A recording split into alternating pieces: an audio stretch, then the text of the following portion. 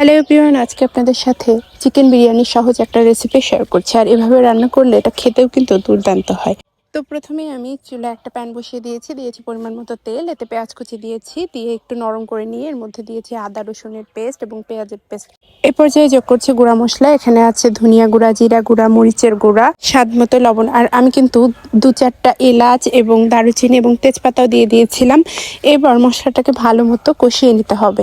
এ পর্যায়ে যে রাঁধুনি রেডিমিক্স বিরিয়ানির মশলা আছে সেটাই আমি এর মধ্যে যোগ করছি। আর সামান্য একটু পানি দিয়ে মশলাটাকে ভালো মতো কষিয়ে নিচ্ছি যাতে করে নিচে লেগে না যায়। এ পর্যায়ে এখানে দিয়ে দিলাম ফালি করে রাখা কিছু কাঁচামরিচ। তারপর ওটাকে আরেকটু কষিয়ে নিয়ে এর মধ্যে যোগ করছি কেটে ধুয়ে পরিষ্কার করে রাখা চিকেনগুলো। এ পর্যায়ে আমি এর মধ্যে যোগ করছি টক দই। আর দইটা ভালো মতো ফেটিয়ে নিয়েছি। এবার ওটা ভালো মতো মিশিয়ে নেবার পর এর মধ্যে যোগ করছি দুধ। তারপর ভালো মতো কষিয়ে নিয়ে এরপর সেদ্ধ হওয়ার জন্য পরিমাণ মতো পানি যোগ করে ঢেকে কিছু সময় রান্না করে নিলেই কিন্তু আমার মাংস রান্না কমপ্লিট।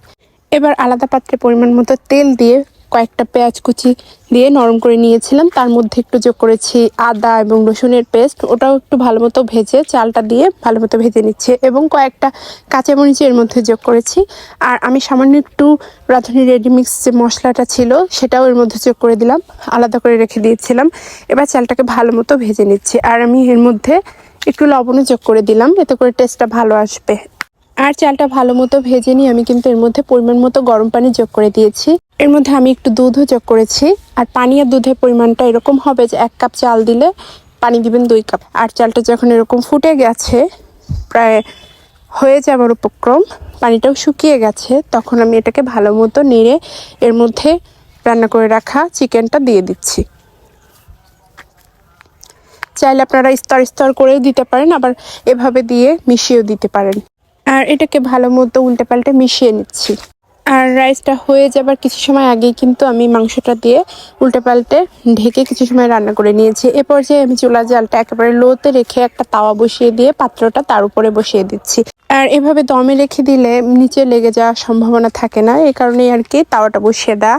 আর চুলাটা অবশ্যই লো হিটে রাখতে হবে। আর আমার বিরিয়ানি রান্না কিন্তু একেবারেই শেষের দিকে। এ পর্যায়ে আমি কিছু বেরেস্তা ছড়িয়ে দিয়েছি, চাইলে এর মধ্যে একটু ঘিও দিয়ে দিতে পারেন।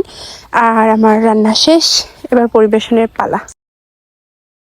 আর এভাবে রান্না করলে কিন্তু অল্প মাংস দিয়েও অনেকটা বিরিয়ানি রান্না করা যায় আর খেতেও দারুণ হয়।